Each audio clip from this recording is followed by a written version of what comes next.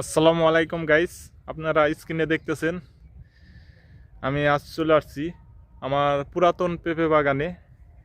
এই পুরাতন পেঁপে বাগানে আমি কি কি চাষ করেছি দেখেন। এই বাগানটা আমি গত বছর নতুন করে করেছিলাম, এবছর আর পেঁপের চারা লাগিয়ে নাই। আসসালামু আলাইকুম গাইস, আপনারা স্ক্রিনে দেখতেছেন আজ চলে আসলাম পেঁপে বাগানে, আমার পুরাতন পেঁপে বাগান। দেখেন কত পেঁপে আছে। এই পেঁপে বাগানটা আমি গত বছর নতুন করে করেছিলাম, এবছর কোনো নতুন করে পেঁপের চারা লাগানো হয় নাই।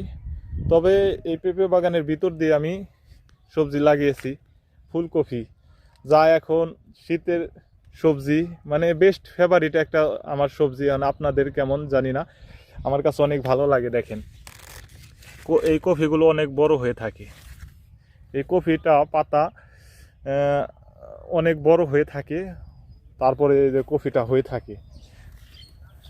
দেখেন এখন বর্তমান বাজারে পাইকারি 35 থেকে 40 টাকা, বড় হলে 40 টাকা প্রতি 20 পাইকারি বিক্রি হয়ে থাকে। আমাদের যে সিঙ্গার জয়মন্টপ বাজারটা আছে, এখানে নিয়মিত অনেক কফি উঠে থাকে, ঢাকা থেকে পাইকার আসে। আজও বিক্রি হয়েছে 35-40 টাকা পাইকারি, এটা 30 টাকা যাবে।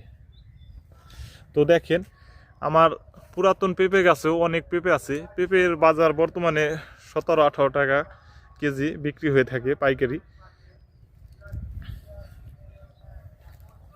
এই পেঁপে বিক্রি করার পাশাপাশি দেখেন আমার পেঁপে গাছের ভিতর দিয়েও কিন্তু অনেক সুন্দর কফি হয়েছে। আপনারাও চাইলে পেঁপে চাষটা করতে পারেন এবং পেঁপের ভিতর দিয়ে আপনারা বিভিন্ন ধরনের সবজি করতে পারবেন, ফুলকপি, তারপরে শালগম, তারপরে পেঁয়াজ।